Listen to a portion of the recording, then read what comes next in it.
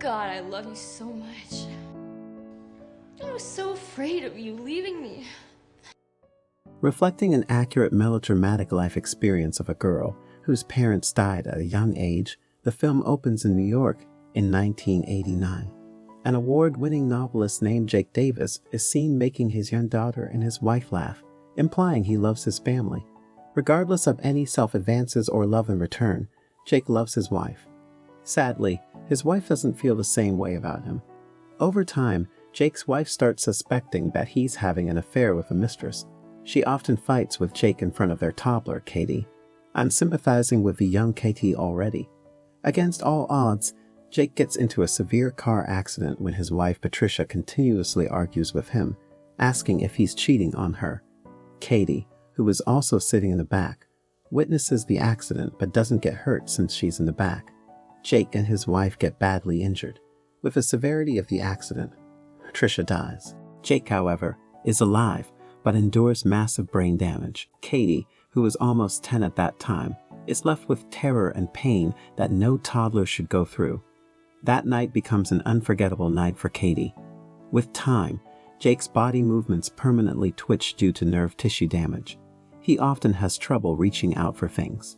From time to time, he also gets stricken with seizures and loses consciousness. Jake, too, is a victim of the tragedy. Jake's doctor suggests that his mind needs to be operated on or else his condition will get worse. The doctor also suggests that he should stay in their mental facility for a while, so they can examine and study his condition better.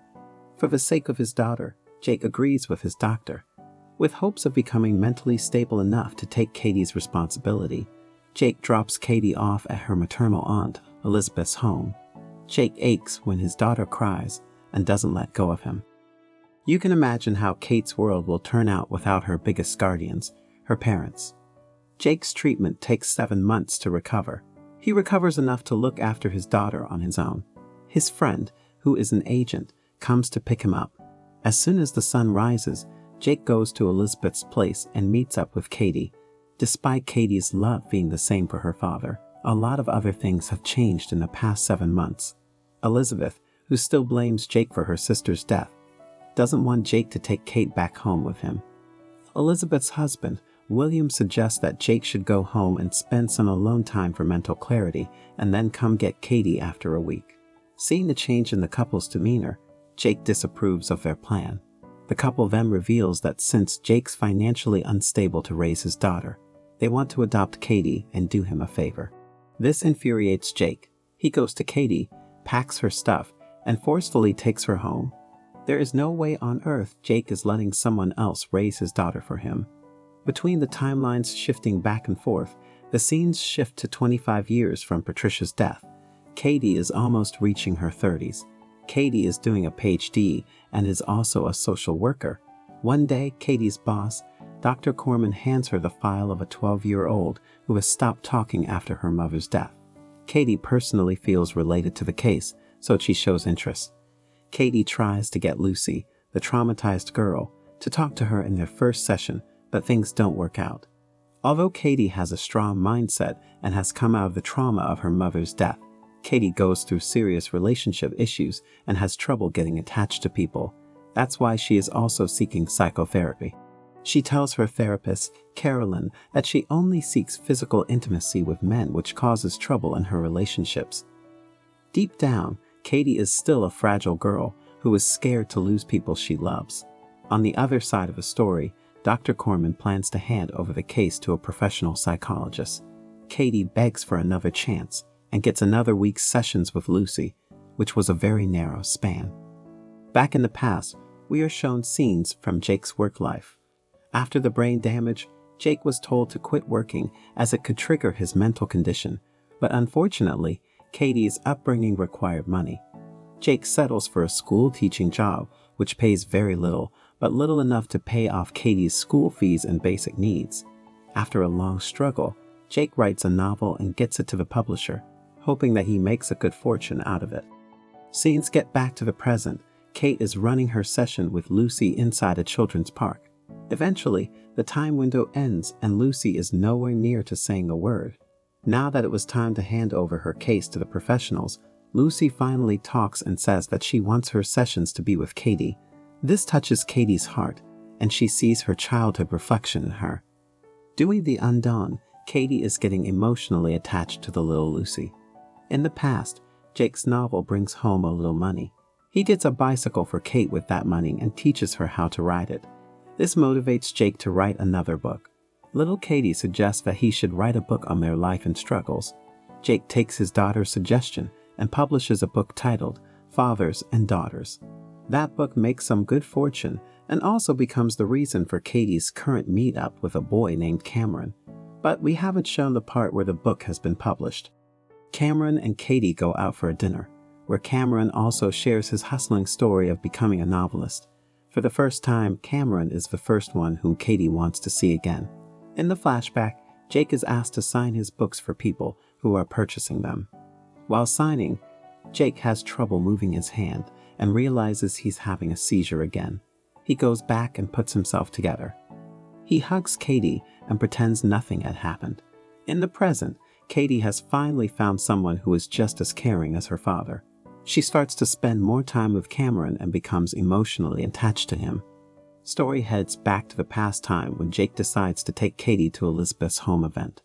There, William provokes Jake by undermining his financial support for Katie. Jake slaps William in his own house, full of guests. Wah, that must be painful and humiliating at the same time. As scenes swing back to the present time, Katie starts nurturing little Lucy just the way her father would in her childhood. Things with Cameron also go well. The two sleep together. Katie gives him a draft of her father's last written book, Fathers and Daughters, since he is a fan. She also starts opening up to him and tells him that he is special to her. In the past, Katie opens up to her father and cries, adding that she fears losing him. Jake makes a pinky promise that he will be by her side, regardless of what happens. But the slap he delivered to William doesn't end well. William strikes back and sues Jake for physically assaulting him. Guess, every action brings its consequences. Taking perfect advantage of the situation, William demands Katie's legal custody to dismiss the case. This baffles Jake since he does not have that kind of money to hire lawyers and fight for his daughter. Jake's lawyer suggests that he apologizes and asks William to dismiss the case. Jake does as his lawyers suggest, but things only get worse. William has taken the slap personally. He threatens Jake to leave his property because he is not taking back his case at any cost. Instead, William says that even if Jake wins the case, he has all the money in the world to launch appeal after appeal. Back in the current time, Cameron wants Katie to meet his parents, which scares her and makes her walk away. Cameron understands that she's not ready, so he doesn't get offended. He goes after her and hugs her. In the past, Jake absorbs himself in the Fathers and Daughters book and pours his heart into it. He also manages to fight William in court. Jake gets so indulged in his writing that he loses track of time, eating, sleeping, or more importantly, Katie. Katie starts to feel lonely, so she goes to her father's study and throws a tantrum. Jake gets harsh and tells her he needs the money to keep her with him. Katie runs away and hides under her bed in fear. Jake realizes his mistake and makes up to Katie. He explains everything to her with love, so she understands and learns to give her father some personal space. Just like Katie, baby Lucy opens up about having serious abandonment issues and fear of losing loved ones. Katie feels attached to Lucy on a personal level and does everything with Lucy that her father, Jake, did to make her stronger. As things are going perfectly with Cameron, Katie repeats her past mistake and sleeps with another dude. Cameron finds a condom wrapper from Kate's room and confronts her. She cries and tries to justify saying that it was an honest mistake. She sheds crocodile tears, but Cameron breaks up with her and never shows up again. He did the right thing. He had every right to separate himself. Katie is heartbroken and goes through a rough patch without telling anybody. On the other hand, Dr. Corman also drops the bomb that a nice family wants to adopt Lucy. First Cameron and now Lucy, Katie gets depressed and starts thinking that she's losing loved ones again. Lucy also slaps Katie and shocks her, saying that she doesn't want to leave her. They hang out in the park one last time. Katie tells Lucy about the book her father wrote many years ago and requests Lucy to seek help and emotional support from the book. Here comes the biggest plot twist of the movie. In the past, William gets accused of cheating on Elizabeth with his secretary and is settling for a divorce. This allows Jake to win Kate's custody. He finally finishes his book, Fathers and Daughters, and gets it published. Even his publisher is amazed to see him write a masterpiece in 3 months, a very short period. But sadly, Jake was neglecting his health and putting all his time into the case and his writing. Jake gets stricken with a very severe seizure that his brain arteries explode and he dies.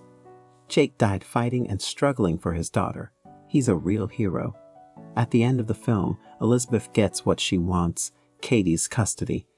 Katie is deeply affected by her father's death, and it is revealed in the current time that all her panic attacks and fears were because of her father, who died fighting for her. Katie wants to get over her fears and prove to her dead father that she can be strong like him. Without thinking twice, she rushes to Cameron's apartment and tells him that she's sorry and wants him back. Katie takes a peek from the slightly open door and finds out Cameron has moved on with another girl. Crying and out of breath, Kate rushes back to her home. In the past, Jake's book, Father and Daughter, goes viral. It wins him all kinds of awards and fame. That book teaches people that love is so much more than being physical with partners. The book inspires and promotes a father-daughter bond among individuals that cannot be mended or broken. The film ends when Kate finds Cameron outside her building. Both reconcile and get back together. The film was a roller coaster of emotions and unlimited sadness. The film spread out a beautiful message and prioritized a father-daughter bond, which brought tears to our eyes. Along with that, the film also showed how childhood relations can mold your adult relationships and behaviors. For people who are looking forward to being inspired and supported in their tough times, Fathers and Daughters is the best one we can suggest. Please don't forget to leave us a like and subscribe. Comment below what you want to see us work on next.